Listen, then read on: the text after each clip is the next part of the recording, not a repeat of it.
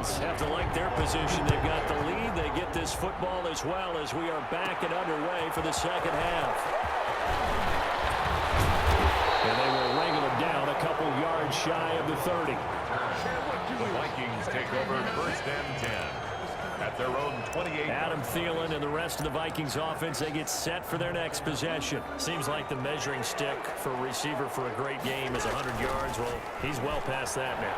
And as we analyze how he's getting him, that's what really becomes fun because, let's face it, they keep sending coverage at him, keep trying to put the pressure on, yet he finds ways downfield and finds openings. That's a really crafty receiver.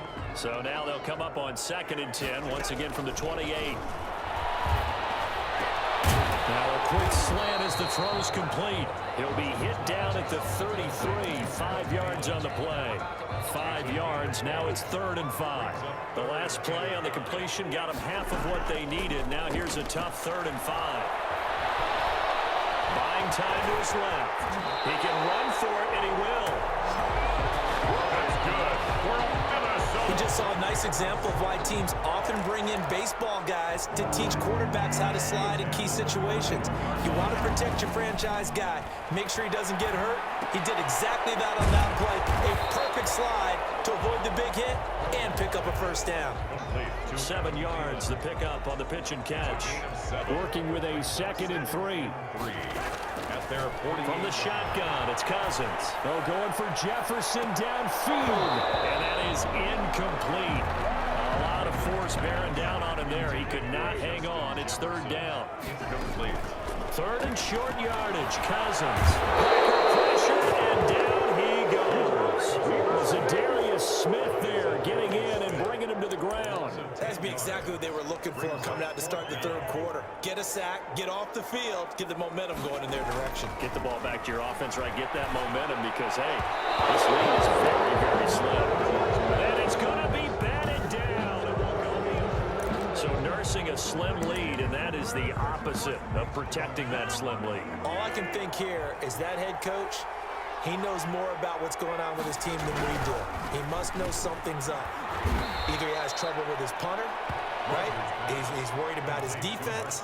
There's an explanation in there that we're going to ask for after the game, because in this situation, I wouldn't have done that in normal circumstances, but maybe he thought my best opportunity is with my offense. Interesting. Back in their own territory now. We'll see what transpires. Well, they were handed great starting field position on this drive, but now they face a 3rd and 4. Shotgun now for Rodgers. Able to find Lazard. And he's going to have a Packers first down as they're able to get the 3rd down conversion. Rodgers teaming up with Lazard there for a Packer first down.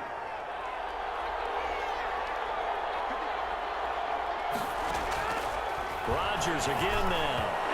Toward the center of the field, but it's incomplete.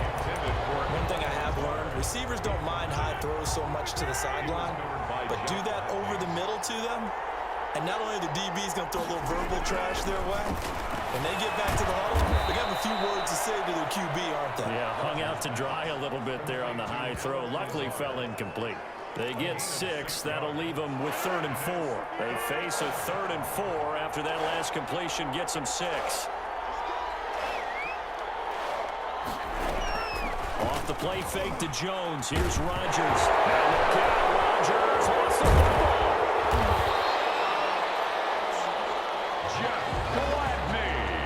Fortunate to get that football back because trailing here in the second half, last thing they needed was to lose the possession. And the word I think of here is opportunity, because it could have been lost there, their chance to score points.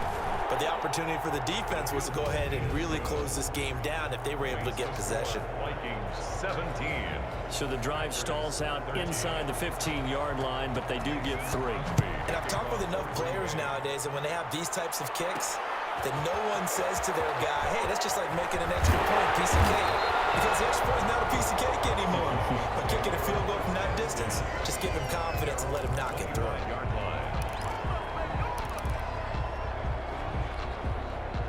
The Minnesota offense about ready to get this next drive underway. And on that last drive, Went for it on fourth, turned it over. A good job by their defense, so they held them to 3. But this offense, they've got to be a little bit better, a little bit more careful here.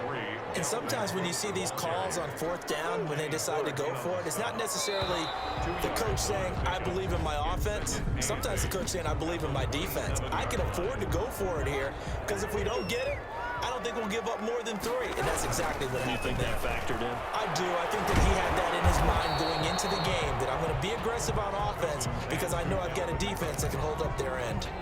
That's a gain of 4 here in the fourth quarter, with them leading by 4 on the scoreboard. Third down, Dalvin Cook. And he will not get there as they stop him short right around the 34-yard line. Call it a gain of 4, and it'll bring up fourth down.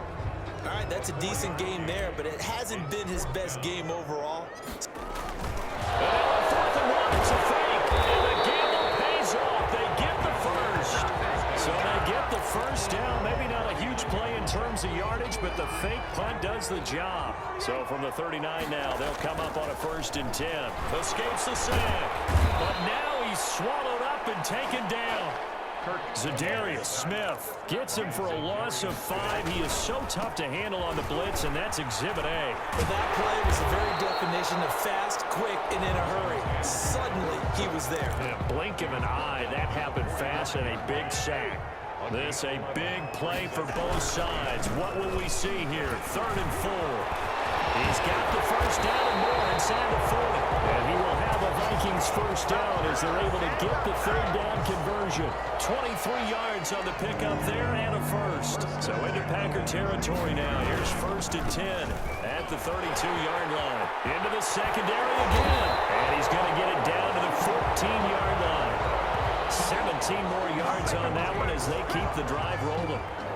I'm not sure how much more evidence they need, partner, than to understand that if they don't start to slow him down, it's going to be a long afternoon here at the stadium because he is just shredding them at this point.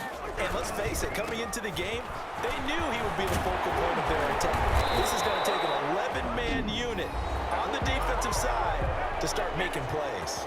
So fresh out of the 2-minute warning, and here's another timeout taken with 1:55 remaining. It's 1st and goal and a late touchdown. And he'll get into the end zone. Touchdown, Minnesota.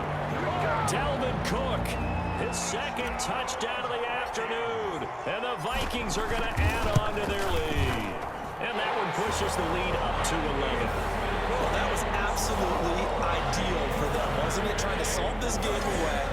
I think one of my kids just graduated in the amount of time they had the football. That was absolutely impressive. Everybody wants those salt-away-the-game drives. What makes them successful? Well, when you're able to mix run-pass, when you're able to control the football and stay ahead of the chains, I'm using every cliche I know, but that's how you get it done because you're not taking negative plays, and that way you're able to run what you want to run when you get a chance to call it. So now Rodgers in the pack, down by 11, a minute 52 to play. They need a touchdown with a 2-point conversion and a field goal in either order as they've got it first down.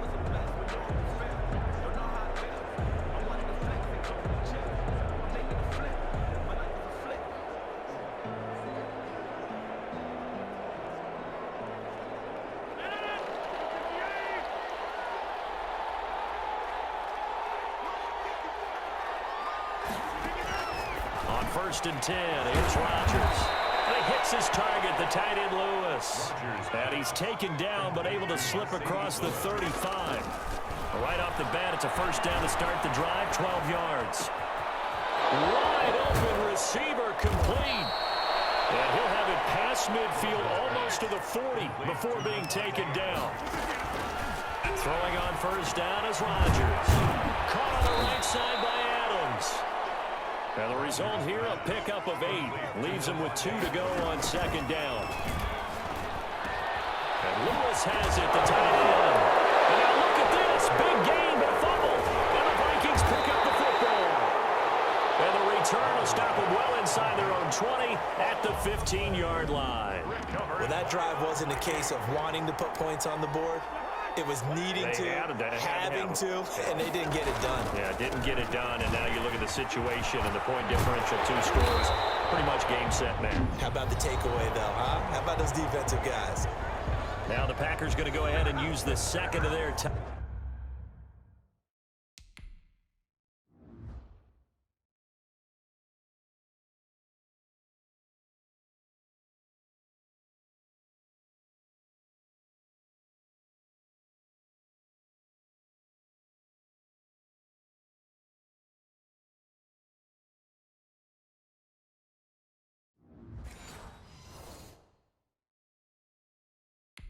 downs, as he'll stop it with just over 40 seconds to go in the game.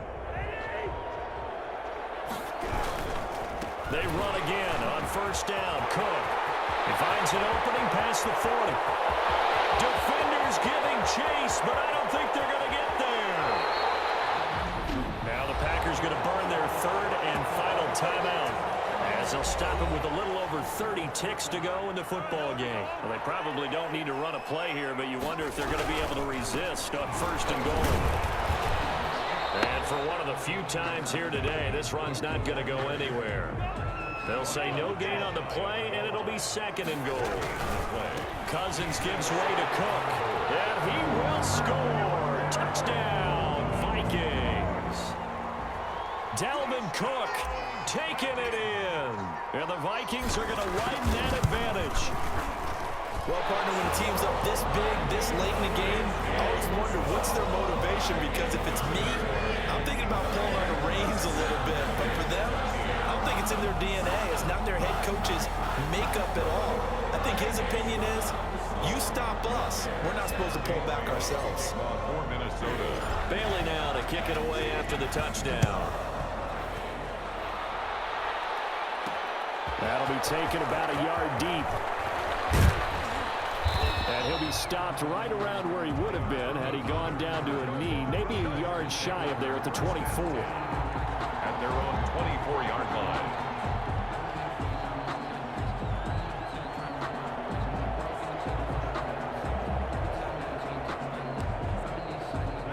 The Packer offense ready to get their next drive underway. Let's just be frank. They're playing for pride at this point. That's all that's left, because victory, not a chance now.